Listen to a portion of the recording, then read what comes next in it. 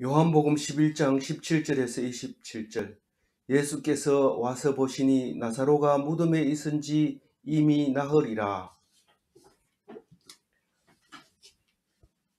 오늘 말씀은 죽은 나사로를 살리시는 예수님의 말씀 6일 묵상 중에서 두 번째 말씀입니다. 우리는 어제 나사로가 죽을 때 그 자리에 없었음을 기뻐하신다고 예수님이 말씀하셨습니다. 그 이유를 자세히 읽어보면 죽은 나사로를 살리시겠다고 처음부터 생각을 하고 계셨고, 어떻게 하다 살린 게 아니라 이 죽은 나사로를 살리면 왜 필요하냐 하면 많은 사람들이 믿음을 주기 위해서 그렇게 할 수밖에 없는 거죠. 그래서 그렇게 하고 싶지 않았지만 내가 거기 있었으면 분명히 살렸을 텐데 거기 있지 않은 것은 죽게까지 기다린 거죠. 그래서 모든 사람들이 확실하게 죽었다, 분명히 죽었다, 사흘이 지났다, 나흘째 예수님이 만나게 되는데 그때는 이미 냄새가 나고 있을 때였던 거죠. 그렇게 완전히 죽은 상태에서 예수님이 이 시체를 살리는 것은 예수님이 인자로 오셨는데 그 인자 얘기는 에스겔서에서 하는 말이죠. 죽은 뼈가 다 모이면서 제자리에 찾으면서 생기를 불어넣어서 사람이 되는 것이 에스겔 환상인데, 이 나사로가 완전히 죽은 다음에 냄새가 날 정도가 됐을 때 예수님이 살리는 모습을 보여주려고, 그래서 죽었을 때 내가 오히려 기뻐하고 또 그 자고 있는 나사로를 깨우러 간다고, 깨우는 것처럼 내가 다시 일어나게 하시겠다고 하실 때에 우리는 이 말씀이 인자라고 계속 말씀하시는 에스겔서의 말씀이 우리에게 응하고 있음을 알 수 있습니다. 그래서 예수님이 그 나사로가 병들었다고 하는데도 이틀이나 다른 일을 보고 유대로 올라가지 않고, 유대 어딘지는 모르지만 유대 밖에 있었던 건 분명합니다. 왜냐하면 유대에서는 사람을 잡으려고 벼르고 있기 때문에 유대에 있지 못하고 있었는데, 도망갔었는데, 돌로 치료할 때 도망갔었는데, 거기서 도망이라고 하면 좀 그렇습니다만은 어쨌든 피해서 갔는데 이제 다시 유대로 가서, 유대가 여기 이 베다니죠. 베다니는 한 오리쯤 떨어졌지만 같은 생활권에 있는 거죠. 안식일에도 갈 수 있는 거리니까 거기에 이제 가서 나사로를 살려야 되는데, 거기에 가니까 어떻게 됩니까? 막 유대인들이 잔뜩 모여 있죠. 그래서 그 얘기를 오늘 하고 있는 겁니다. 그건 이제 죽음이 굉장히 위험한 곳이죠. 유대인들이 가득 있다고 하는 것은. 그래서 이틀이 지난 뒤에, 장례를 다 치르고 난 뒤에, 이틀 유할 때까지는 아직 죽었다고 생각을 안 하고 이틀 뒤에 죽었다고 판단을 하고 갔는데 나흘째 갔습니다. 그럼 이제는 장례는 보통 3일을 하니까 4일째는 완전히 이제 들여다보지도 못합니다. 3일까지는 그래도 들여다보고 4일째는 문을 닫아놓고 다시는 볼 수 없는 그런 이제 그 생각들을 가지고 있는 거죠. 장래 문화기도 하고 생각이기도 하고 그런 거죠. 그래서 4일째가 됐다. 그래서 39절에 가보면 냄새가 난다. 그러면서 이제 예수님이 이 썩은 냄새 나는 이 시체를 어떻게 하실 겁니까? 이제 이런 의미로 말씀하고 계십니다. 그러니까 아무리 짧아도 빨리 와도 6일은 걸렸던 거죠. 6일은 걸려서 지체하고 왔습니다. 세상에 어느 의원이 연락을 하고 6일째 나타나는 의사는 없습니다. 요즘은 곧바로 출동하지 않으면 책임을 묻게 되는데, 그걸 골든 타임이라고 해가지고 놓치면 안 됩니다. 그러나 예수님은 이틀을 더 유하시고 더 있다가 갔는데 장례를 다 치르고 4일 뒤에 도착했다고 하는 것은 그 예수님이 처음부터 알고 계셨고 처음부터 계획하고 있었던 것이고 그 목적은 분명히 이 믿음을 주기 위한 것이라고 앞에서 얘기할 때 우리는 그냥 빨리 읽어버리고 살렸대 이걸로 끝나버리고 살렸대 살렸대 살렸대 그것만 이야기하는 거죠. 우리가 살아있다 죽어있다 이 얘기를 분명하게 얘기하지 않으면 우리는 게임을 영화 오징어 게임처럼 생각하는 거죠. 죽었다고 하면 아웃됐다 다시 들어올 수 있는 아웃이다 이거지 그게 총으로 쏴가지고 다 죽이는 게임이 아닌 거죠. 아니죠. 근데 이 예수님은 이 나사로가 확실히 죽은 것을 살려내는 게임 같은 이야기를 하고 있는 거죠. 18절 읽어봅니다. 베다니는 예루살렘에서 가깝기가 한 오리쯤 되매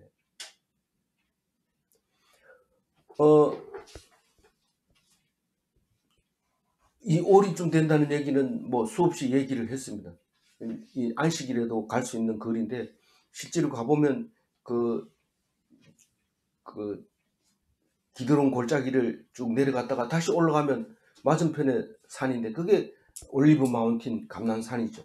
그 감람산에 베다니도 있고 거기 겟세마네 기도도 있고 부활 성천한 그 언덕산도 있고 거기 다 있는 거죠. 거기서 보면 예루살렘이 코앞으로 보이는데 뭐 예루살렘 보면 대단한 것처럼 보여지지만 실제로 가보면 무덤으로 된 산입니다.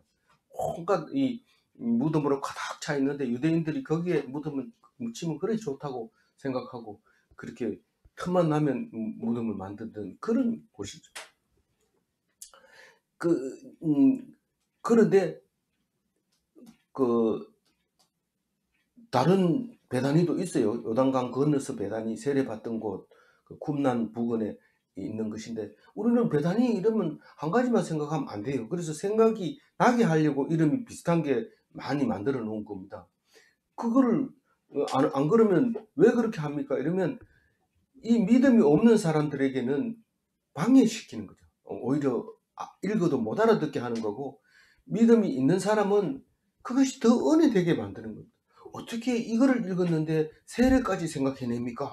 이런데 생각해내게 만든 거예요. 결국은 이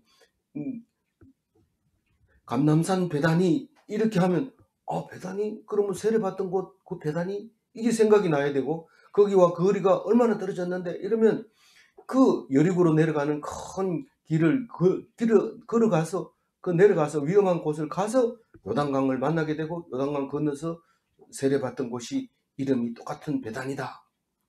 우리는 잘 모르죠. 잘 모르지만 이 베단이라는 뜻이 그게 예수님이 있었던 중요한 곳이라고 하는 것을 암시해주고 있는 거죠. 예수님이 예루살렘에 가면 주로 어디 있느냐? 이러면 베다니. 그럼 그거 끝나고 나면 주로 어디 갔냐? 베다니. 둘 다 베다니. 안식일이나 이렇게 가까운 쪽에 갈 때는 감람산 베다니에 가고 그 이후에 무슨 일이 다 끝나고 예를 들면 지난번과 같이 수전절에 사람들하고 그 얘기를 다 하고 피해서 갈 때는 끝날 때는 세례받던 곳으로 쿰난 동굴로 이렇게 동굴이 아니고 자꾸 그 쿰난 동굴에서 성경이 나오는 바람에 자꾸 쿰난 동굴 이렇게 이름이 유명해졌는데 그 쿰난이라고 하는 공동체 사역하던 장소가 있습니다. 그 사해 북쪽에 여리고 앞에 그 앞에는 베다니가 있죠. 그 강 건너 베다니가 있고 그 부분을 지금 이제 말하고 있는 거죠. 그러면 예수님은 베다니에서 거의 생활을 한 거예요. 예루살렘에 올라갔다 이러면 감난산 베다니에서 먹고 자고 또 낮이 되면 예루살렘에 가서 말씀 전하고 그렇게 했던 것을 우리는 짐작할 수 있죠. 그리고 시작도 강 건너 베다니에서 하고 또 끝나고 나면 또 거기 이 쿰난 공동체에서 생활을 했고 그리고 다시 이 베다니 가까운 곳에 와서 겟세마네 동산에서 기도하고 붙잡히고 살아나셔서 거기서 성전하는 모습을 볼 수 있습니다. 그래 가서 보면 지금은 세례받던 터 베다니는 요르단이라 해가지고 그 암만으로 가야 되고 강 건너편에 보이지만은 거기를 못 갑니다. 강 건너기 때문에 강이 경계로 돼 있어서 그리고 이쪽이 그 여리고 앞에 있는 쿰나는 가서 볼 수 있죠. 보고 그 틀을 이렇게 짐작하고 만들어 놓은 어, 곳에 볼 수 있고 쿰난 동굴을 맞은편에 이렇게 보이고 그렇게 돼 있죠. 그런 모습을 이제 볼 수 있습니다. 거기 사도행전 1장 12절에 제자들도 그렇게 했어요. 제자들도 그거를 이제 말하고 있어요. 사도행전 1장 12절 같이 읽어볼게요. 제자들이 감람문이라 하는 산으로부터 예루살렘에 돌아오니 이 산은 예루살렘에서 가까워 안식일에 가기에 알맞는 길이라. 예수님이 계셨을 때부터 감람문에서 있었다는 거예요. 여기는 감람문, 오늘 읽은 본문에는 감람문이라는 안 나오지만 감람산에 있는 베다니에 있는 감람원이라고 하는 그 올리브 농장이라고 얘기하고 있는 거죠.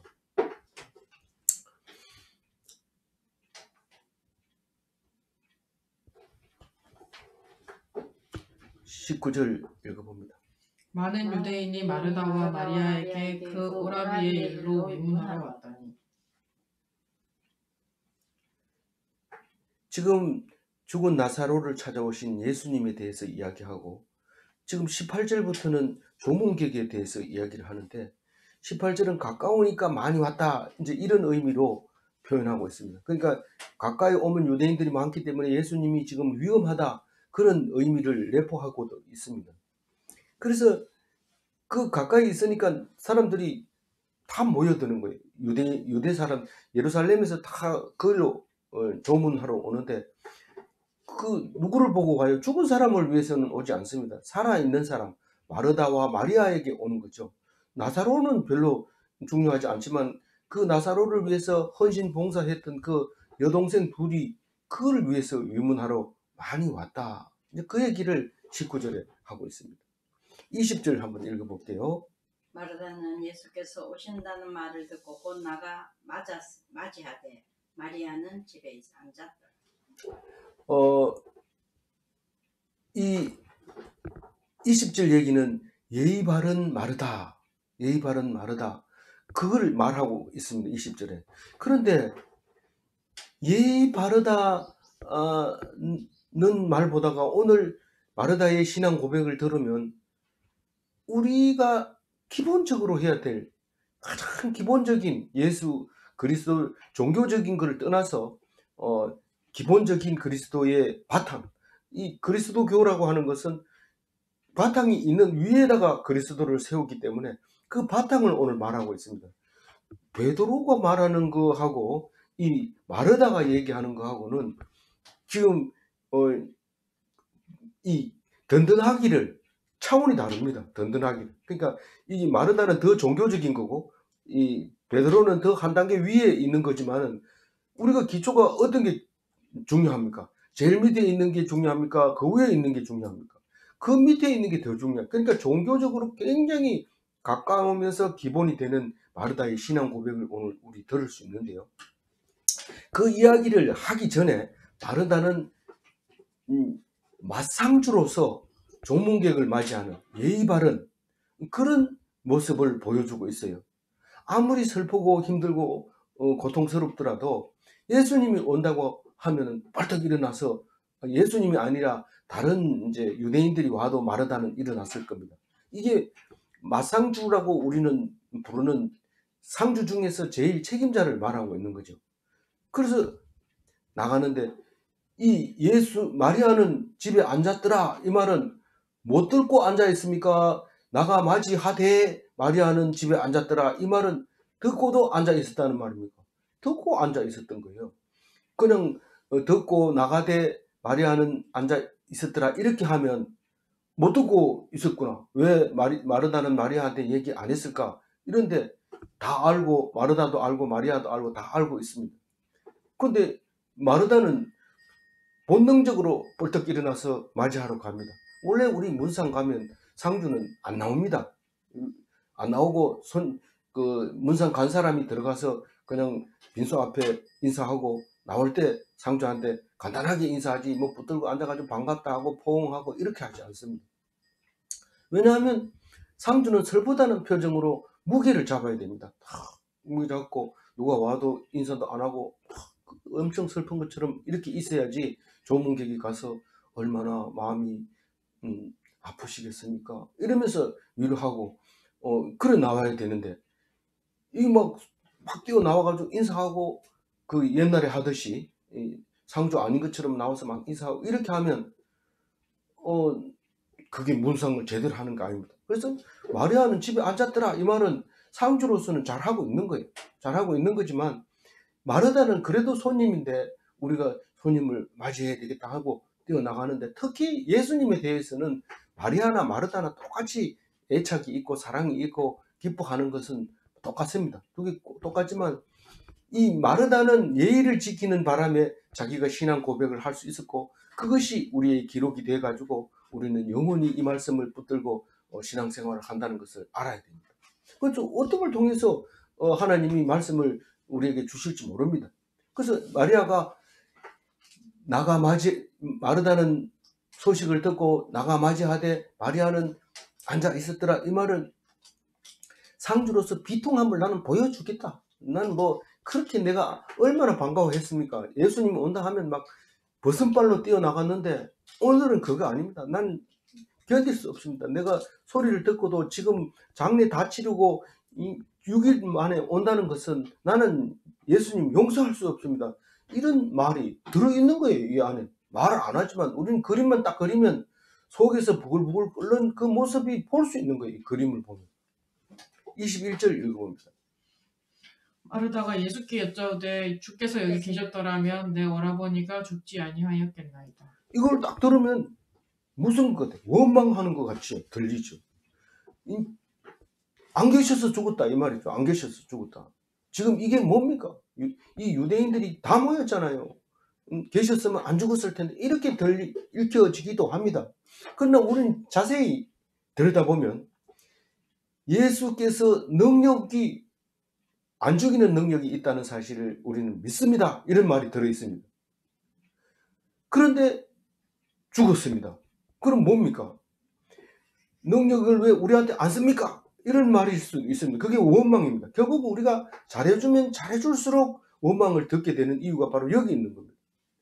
사랑받는 자식이 원망을 많이 합니다. 그건 막 당연합니다. 뭐 우리는 이상하게 생길 게 없습니다.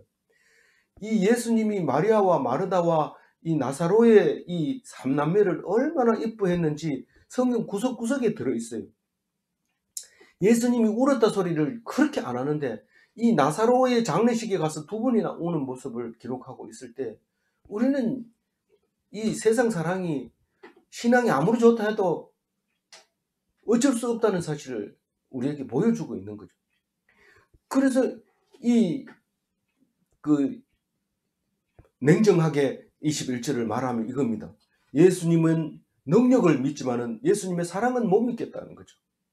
능력은 있기 때문에 우리가 따라다니고 이랬는데 우리를 안 구해준다면 그 능력이 무슨 소용이 있습니까? 나는 싫습니다. 이렇게 말할 수도 있는 내용이 들어있는 거죠. 근데 우리가 능력과 사랑을 떠나서 예수님을 믿는다면 어떤 경우라도 그냥 안 왔으면 안 온 대로, 왔으면 완 대로, 살리면 살린 대로, 없으면 굶는 대로 이렇게 사랑을 해게 하나님이 사랑이지. 그렇게 잘해줄 때는 하나님께 감사한다 이러면서 헌금 많이 내더니 없으면 비통하게 앉아가지고 눈물 흘리면서 왜 나를 이렇게 망하게 합니까? 내가 하나님한테 못해준 게 뭐 있습니까? 헌금 안 냈습니까? 11조 안 냈습니까? 봉사 안 했습니까? 내가 언제 예배 빠지는 거 봤습니까? 이러면서 교회 이제부터 안 나갑니다. 이러고 그만두는데 그건 믿음이 아니죠. 근데 이 마르다는 믿음이라는 것은 능력을 믿는 것이고 지금 원망하는 것은 우리를 사랑한다 해놓고 안 사랑한다는 것으로 원망하고 있는 말입니다. 우리는 이게 어떤 교인이라도 여기에서 벗어날 수 없습니다. 그러면 따져봅시다. 거꾸로 따져봅시다. 그럼 너희가 왜 예수를 사랑했냐? 가만히 생각해보면 능력 때문에 사랑한 거예요. 이게 권력이나 마찬가지입니다. 네 그 사람 왜 따라다니는데? 그 사람이 만약에 당선되면 나도 한 자리 하려고 따라다니는 거지. 결코 그 사람이 무슨 우리를 구원해 줄 능력이 있다, 이런 능력과 사랑이 있다고 이렇게 생각하고 따라다니는 게 아니고 능력 때문에 따라다니는, 그 사람이 어떻게 하더라도 나는 그 편이야. 이거는 능력을 믿는 거죠. 근데 나중에 보니까 고무풍선처럼 바람이 푹 빠져가지고 모양이 없었죠. 그거 버립니다. 누가 고무풍선 바람 빠진 거를 들고 다니는 사람이 어디 있습니까?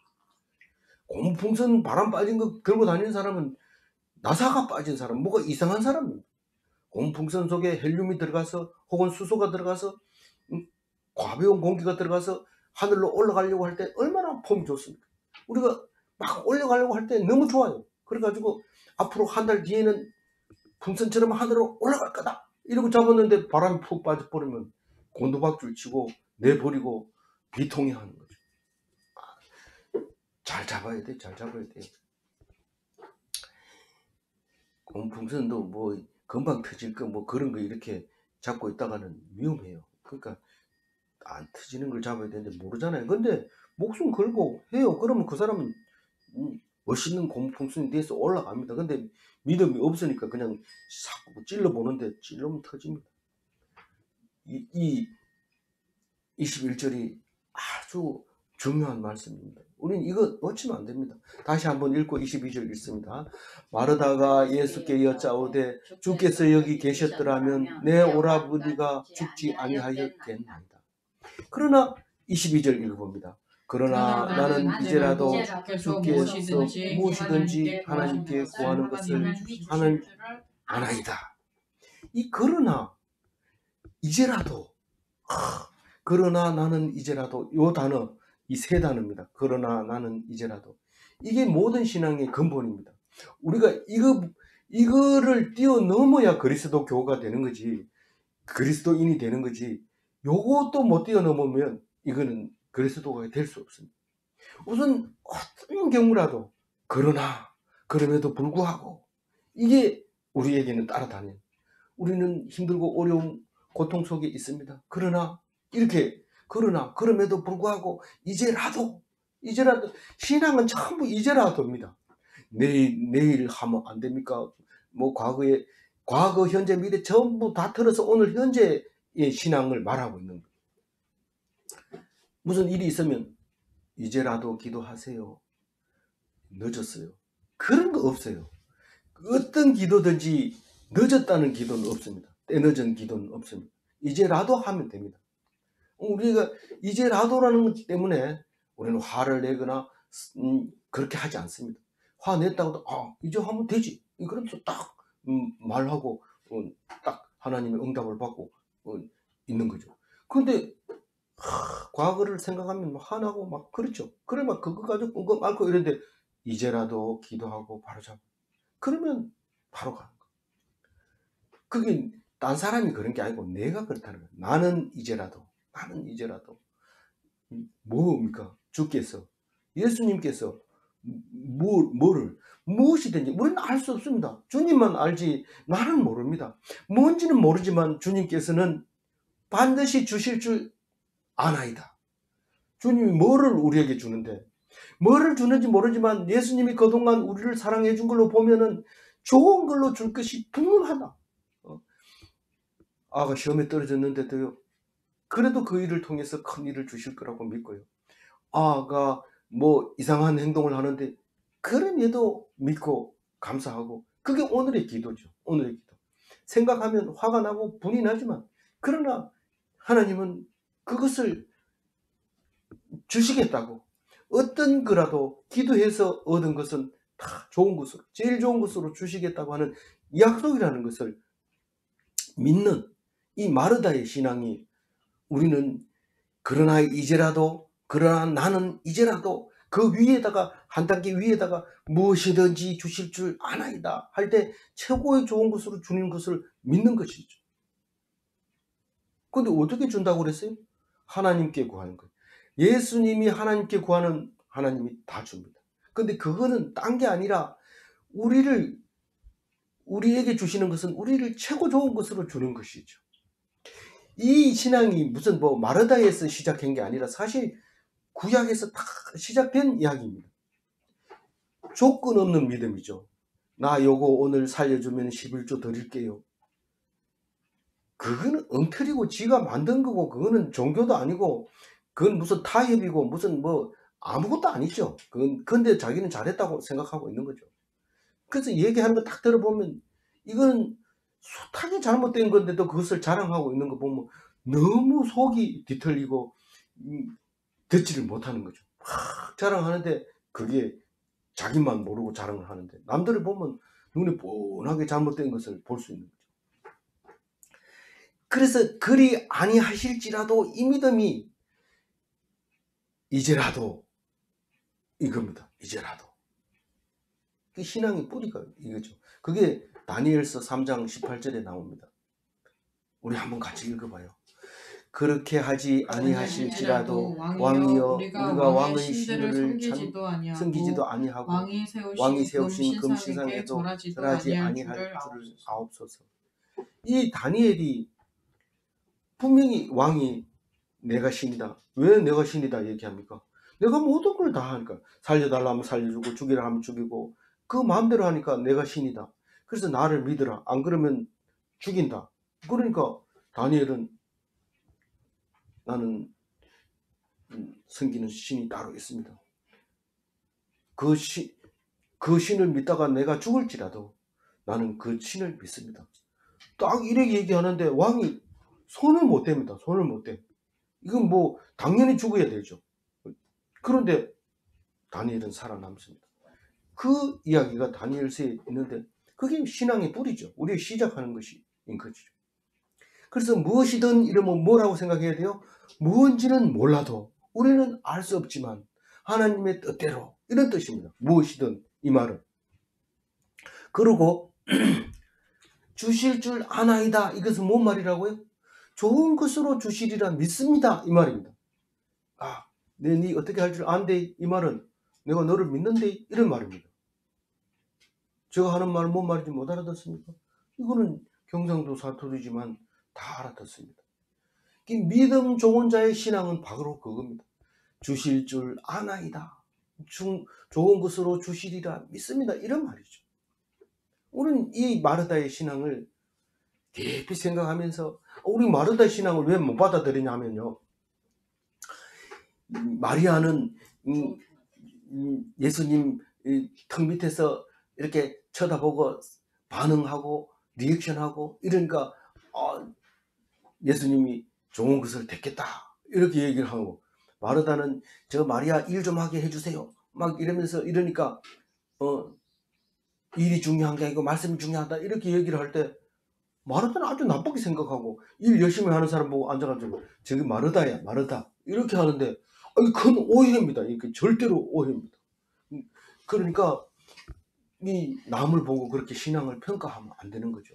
그래서 그냥 성경에도 그런 말이 있더라 이러면서 그래서 나는 좋은 일로 택했어 이렇게 하면 그거는 괜찮아요. 근데 열심히 하더니 마르다 짓을 하네 이러면서 입을 삐죽삐죽하고 이러면은 안 되죠. 그래서 이 말씀을 잘 읽어보고 마르다의 신앙이 일 열심히 한다고 신앙이 없어지는 게 아니라 기본 바탕이 마르다에서 나왔다 이런 것을 볼 수 있는 겁니다. 우리 마르다 이름도 안 적어놓습니다. 마리아는 온통 이 마리아 저 마리아 막달라 마리아 마리아가 많은데 마르다는 거의 없어요. 이 일본말로 마르다는 여기서 나온지 모르지만 저기 통나무를 갖다가 마르다예요. 마루타 이렇게 번역을 하죠 요새는. 근데 옛날에는 마르다 해가지고 산에 가서 통나무를 베어오면 마르다 해왔다 이렇게 얘기하거든요. 그 통나무를 마르다라고 했어요. 그래서 사람을 바짝 얼고 가지고 통나무처럼 해서 실습하고 이런 것을 마루타라고 실험이라고 해서 아주 나쁜 실습이죠. 그래 실험이죠. 그래서 그게 들통날까봐 감추느라고 애를 먹고 있는데 나쁜 짓을 하면 애를 먹습니다. 23절 읽어봅니다. 예수께서 이르시되 내 오라비가 다시 살아나리라. 이 말을 할 때 이 마르다는 어떤 마음이었을까요? 가슴이 왜 진짜 예수님 오시기를 잘했다. 정말 예수님 잘 오셨습니다. 감사합니다. 이래야 되는데 신앙 고백을 막바로 들어갑니다. 그거 빼뿌리고. 뭐, 근데 예수님과 마르다에는 신앙 차이가 있죠, 당연히. 예수님이 이 말을 한 것은 다시 살아나서 죽은 자 가운데서 다시 살아나서 하나님의 영광을 보여주는 것이 하나님의 뜻이다. 예수님의 뜻이다. 그래서 다시 살아날 거다. 이렇게 말하고 있는 거지만 마르다 입장에서는 역시 예수님 오셔야 돼. 우리는 비록 장례는 다 치렀지만 예수님이 오셔서 뭔가를 줄 알았어. 그런데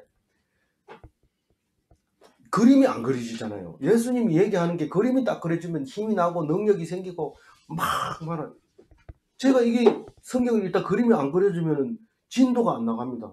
그래서 어떤 성경은 새벽 3시까지 해도 안 풀리니까 막 계속 찾는 때가 있고 어떤 때는 또 쉽게 촥 이렇게 넘어갈 때가 있는데 어떤 게 더 제대로 된 거예요? 그건 모르죠. 그건 모르지만 어쨌든 부족한 부분이 있어서 빨리 끝나는 경우도 있고 엉뚱한 것을 자꾸 열심히 묵상해서 오래 하는 경우도 있는데 성경은 오래 해도 상관없어요. 그거는 그걸 원래 하게 하기 위해서 말씀을 주신 거기 때문에 생각나는 대로 계속 찾아보는 거죠. 그래서 이 예수님이 딱 얘기를 할 때 마르다는 그거를 다 생각을 못하고 일부분만 얘기를 합니다. 일부분만. 근데 일부분이 우리에게는 목숨보다도 귀한 말씀입니다. 24절 읽어봅니다. 마르다가 이르되 마지막 날 부활 때에는 다시 살아날 줄 내가 아나이다. 이 예수님하고 같이 살면서 마르다는 계속해서 그 예수님의 그 가르침을 배웠단 말이에요.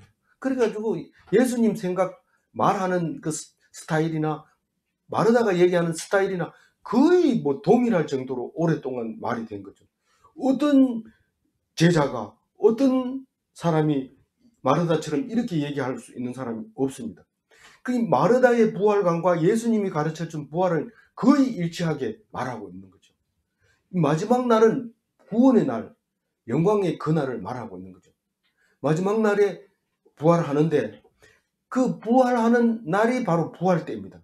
마지막 날 부활 때 이 말은 마지막 날이면서 부활의 날이면서 그 부활의 날에 당연히 살아난다고 예수님이 늘 말했잖아요. 나 그거 압니다. 그 나사로가 살아날 줄 압니다. 그건 부활의 날이고 지금 살아나야지. 우리 오빠 아침 내가 상체를 주고 맛있는 거 먹는 거 보고 싶은데 지금 죽었잖아요. 이 얘기가 들어있는 거죠. 지금이 중요하다고 얘기하는 거예요. 이 예수님이 뭔 얘기를 했습니까? 십자가상에서 다 보여줬지만 살아서 믿는 자는 영원히 죽지 않는다는 얘기를 오늘 하고 있지만 그전에도 했던 거예요. 했던 거라서 이 마르다는 알고 있었죠. 그런데도 지금 중요하지 나중에 사는 건 중요하지 않아요. 지금 살아있는 게 중요해요. 이럴 때 살아서 믿는 자는 죽지 않는다고 얘기를 하잖아요. 그 얘기를 처음부터 했는데 못 알아들으니까 예수님이 다시 합니다. 26절에 다시 하는데 뭡니까? 부활의 날에 다시 살리는 거예요. 죽은 자는 땅속에 들어있는 자는 그 날에 살리는 거고 살아있는 자는 하늘에서 만나서 공중에서 예수님 만나가지고 천국을 하나님께 바치는 날이 그날이 온다고 이 마르다에게 계속 가르쳐 줬으니까 자동으로 튀어나온 거죠. 부활의 날에 마지막 날 부활의 때에 다시 살아날 줄 내가 아나이다. 여기까지는 딱 나오는데 요거는 누구든지 그림을 그릴 수 있기 때문에 이렇게 말합니다. 그러나 그 이외의 그림을 그리지를 못합니다. 그러니까 이 말이 나오는 거죠. 근데 예수님이 그림을 그리도록 한 말씀 해주십니다. 25절 읽습니다. 예수께서 이르시되 나는 부활이요 생명이니 나를 믿는 자는 죽어도 살겠고. 예수님은 부활이고 예수님은 영생이고 너희들도 부활하고 영생한다는 것인데 그것은 나처럼 부활하고 영생하는 것이 아니라 나를 믿는 자는 죽어도 살겠고 살아서 믿는 자는 영원히 죽지 아니하리라. 이렇게 말합니다. 이게 우리의 부활신앙이죠. 죽어도 살고 이 나사로는 죽어도 삽니다. 이제 그걸 보여줄 겁니다. 그리고 26절 읽어봅니다. 무릇 살아서 나를 믿는 자는 영원히 죽지 아니하리니 이것을 내가 믿느냐.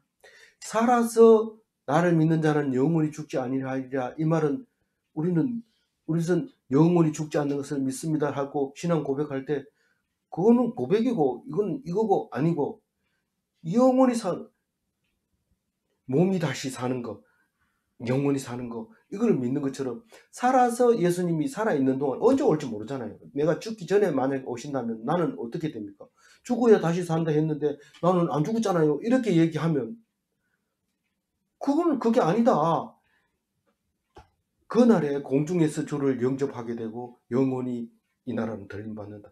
우리가 공중에서 주를 보기 전에 무덤에서 죽은 자들이 무덤이 열리고 다 살아난다. 몸이 다시 살아난다고 봅니다. 아니 화장을 했는데 몸이 다시 어떻게 살아나요? 에스겔 골짜기에서 보여줬다. 에스겔 골짜기에서 그냥 뼈들이 이렇게 얘기하는 게 아니고 원소들이 우리가 모르는 원소까지 만들 수도 있지만 있는 원소 가지고 얼마든지 모아가지고 사람 만든다. 처음부터 흙으로 만들었지 않느냐. 처음부터 흙으로 만들어가지고 생기를 부어넣어서 사람을 만들었는데 왜 그것을 못 믿느냐? 왜 못 믿어? 못 믿을 수 있죠. 그것은 하나님이 믿지 못하게 해놨으니까 안 믿는 거죠. 그건 뭐 우리가 애쓸 필요 없어요. 믿음이 있는 사람끼리 교통하고 서로 믿는 거죠. 그럼 안 믿는 사람이 볼 때는 어때요? 미친 거죠. 제정신이 아니죠. 누가 예수 믿는다고 하면 예수 믿으니까 대통령 한번 해보세요. 이렇게 하는 사람이 약간 있긴 있죠. 그렇지만 그거는 뭐 그런 건 아니거든. 그럼 예수 믿으니까 우리 반장 해주세요. 이런 게 어디 있어요? 말 잘하고 사기 잘 치고 번들하게 하면 막 따라 됩니다. 왜냐하면 이 사람이 될 것 같으니까요. 말을 잘하니까 쫙 모여드는데 속지 마세요. 말 번들하게 하면 반드시 그건 거짓입니다. 진짜는 기죽어 있고 뭔가 부족하고 욕먹고 이런 것이 진짜입니다. 그건 예수 믿는 사람 분별력이 있어야 됩니다. 이 사람이 많이 지금 조사해 보세요. 인기 투표해 보세요. 이 사람이 더 나아요. 이 사람 난 따라갈래요. 멸망의 길입니다. 가보세요.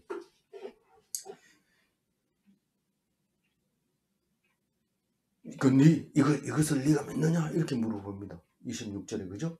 그렇게 그러니까 이 마르다는요 예수님하고 늘 같이 이야기를 했기 때문에 자동으로 믿습니다. 이런데 뭘 믿어? 이러면은 자세하게 믿습니다. 이래야 되지. 믿습니다. 이러면은 자동으로 튀어나오기는 시골에 어떤 아가씨가 있었습니다. 믿습니까? 이러는데 왜 믿는다고 하는 것을 지금 27절에 확실하게 분명하게 얘기를 해주고 있는데 놀랍죠. 그리스도 베드로의 신앙 고백하고 마르다의 신앙 고백하고는 천지 차이입니다. 제자가 아무리 제자라도 수제자라도 이 마르다만큼 사랑과 이게 친밀하게 붙어 있는 게 없습니다. 예수님이 여복하면 사투리인데 어쩌면 그렇게 해도 애가 타면은 살아있을 때 얘기 안 하고 부활을 해가지고 부활체 상태에서 베드로 보고 네가 나를 사랑하느냐 그거를 3번이나 물었어요. 3번이나 물었다는 거는 무슨 말인지 알죠?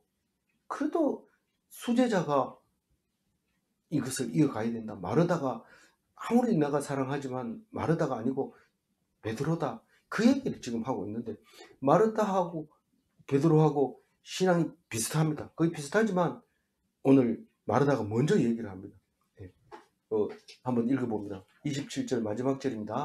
이르되 주여 그러하이다. 주는 그리스도시요 세상에 오시는 하나님의 아들이신 줄 내가 믿나이다. 마르다의 부활관이 이제 우리의 믿음의 예표가 되는 거죠. 믿음의 예표가 되는데 그리스도라고 얘기합니다. 그리스도. 하나님의 기름을 부으신 구세주 메시아 이거를 믿는다고 얘기를 합니다. 그런데 행동을 이렇게 보면 좀 부족한 점이 있는 것처럼 보여질지라도 행동으로 말하는 게 아니라 믿음을 그 입에서 나온 말을 우리가 듣고 이해를 하게 됩니다. 마르다에 대해서. 그리고 그 행동이 비록 성경에 기록한 것처럼 더 좋은 편이 아니었을지라도 그 말씀은 확실하고 분명한 말씀을 우리에게 해주실 때 이 말씀을 붙들고 우리는 그리스도인이 돼야 되는 거죠. 그래서 세상에 오시는 하나님의 아들이신 줄 내가 믿나이다. 이게 무슨 말입니까? 이게 바로 인자를 표시한 겁니다. 물론 에스겔서의 인자라는 말을 하기도 하지만은 세상에 오시는 하나님의 아들, 신자, Son of God 이래야 되는데 예수님은 자기를 자꾸 Son of Man 이렇게 하는 거예요. 사람의 아들이라고 자꾸 얘기를 하는 거예요, 예수님은. 근데 그거는 에스겔서에서 나와 있는 인자라는 구세주의 의미를 포함하고 있지만 그 중에 제일 중요한 것은 이 마르다가 한 말, 하나님의 아들로서 세상에 오셨다. 그러면 예수님은 하나님 아들이라고 말은 그렇게 하지만 자기 1인칭으로 말할 때는 인자라고 말하는 거죠. 그래서 인자로 세상에 오신 하나님의 아들 이렇게 정확하게 말을 해주게 됩니다. 나는 그것을 믿습니다. 언제 이렇게 말하다가 신앙이 좋아졌고 이 신학적으로 확실한 말을 할 수 있었습니까? 평소에 해놨대요. 평소에. 지금 이제 얼마 안 있으면 예수님 십자가에 돌아가실 건데 이 마르다가 마르다는 안 하지만 마리아가 향유를 뿌려서 예수님이 발 아래 그 발을 씻어줍니다. 요한복음에서는 6개월이라 하지만 다른 복음에서는 이틀 전에, 마가복음에서는 이틀 전에 이런 일이 머리털을 향수를 뿌리고 머리를 닦았다는 이야기를 표현하고 있습니다. 그렇게 같은 사건으로 보고 있는데 왜 틀리게 기록합니까? 아니 40년 있다가 기록하는데 그게 정확하게 맞습니까? 그러면 가짜일 수 있지 않? 여러 사람이 다 적었는데 그게 있다고 하면 있었는 거는 있었는 겁니다. 날짜는 좀 다를 수 있어요. 그때는 달력도 없었고 표시해 놓지도 않았고 요즘처럼 네이버 달력에다가 기록해가지고 뒤져보면 나오도록 이렇게 해놓은 게 없었기 때문에 그것은 여러 사람이 보는 각도가 다 다를 수 있습니다. 우리가 맨날 묵상하는데 그 사람이 이런 식으로 생각하고 있더라 이러고 계속 얘기하면 틀린 건 아니죠. 근데 다른 사람은 또 다른 말을 할 때 이 사람은 이런 얘기를 하더라 이렇게 하면 그것도 다른 모습으로 볼 수 있죠. 그러니까 우리는 여러 사람의 말을 들으면서 그 사람이 확실히 그런 일이 있었다는 사실을 알 수 있게 되는 거죠. 오늘 22절 말씀 가지고 우리가 다시 한번 정리해 보도록 하겠습니다. 22절 읽어봅니다. 그러나 나는 이제라도 주께서 무엇이든지 하나님께 구하는 것을 하나님이 주실 줄 아나이다. 이 말씀을 놓고 생각해 보면 우리는 왜 기도를 못하느냐 하면 지나갔기 때문에 이제는 어쩔 수 없기 때문에 내가 기도한다고 앞으로 들어주실까 이러지만 그럼 기도 못합니다. 심지어는 다 주고 가면서 천국 가세요. 믿고 천국 가세요. 이러면 내같이 못난 사람도 죄를 많이 지은 사람도 천국 간다면 천국 안 갈래요. 그런 천국. 이렇게 얘기하는데 그런 늦은 건 없습니다. 언제든지 이제라도 하나님 앞에 죄를 회개하면 과거의 죄, 현재의 죄, 죽기 전에 몇 초 전에까지 죄를 지을 것까지 다 사해 주는 겁니다. 걱정하지 마시고 믿음으로 걱정 다 내려놓고 하나님 믿으세요. 이렇게 했을 때 속죄함을 받게 되죠. 속죄함을 받은 자는 믿음으로 죽지 않고 죽은 자 가운데서 다시 살아나고 영원한 생명을 얻는다는 것입니다. 그래서 우리는 때늦은 기도가 있습니까? 하고 물을 때 우리가 서로 나눠줘야 됩니다. 그리고 예를 들면 이런 겁니다. 라고 얘기를 말해야 됩니다. 그리고 하나님은 정말 믿는 자에게 가장 좋은 것으로 줍니까? 이렇게 물었을 때도 대답할 수 있어야 됩니다. 오늘 이 말씀으로 하나님 앞에서 죽지 않는 영원한 부활의 생명체를 입어가시는 오늘 하루 되시기 바랍니다. 기도하겠습니다. 하나님 감사합니다. 오늘 라사로를 살리는 이야기 속에서 일부분은 11절을 읽었지만은 이 11절 속에서 하나님이 우리에게 주시고자 하는 말씀, 우리에게 주시려는 메시지를 우리에게 들려주실 때에 이 말씀으로 말미암아 힘을 얻게 하시고 용기를 가지고 죽은 자처럼 살지 않고 사람처럼 죽지 않고 하나님처럼 죽음에 두려움이 없고 영원한 생명체로 살아갈 수 있도록 우리에게 인도하여 주옵소서. 세상의 일 때문에 낙심하지 말게 하시고 세상의 일 때문에 기죽지 않게 하시고 세상의 욕망을 끊어버리게 하시고 세상에 잘 하려고 하는 그 마음들을 다 없애버리게 하여 주시고 오직 순종함으로 살아가게 도와주옵소서. 감사하옵고 우리 주 예수 그리스도 이름으로 기도 올리옵나이다. 아멘.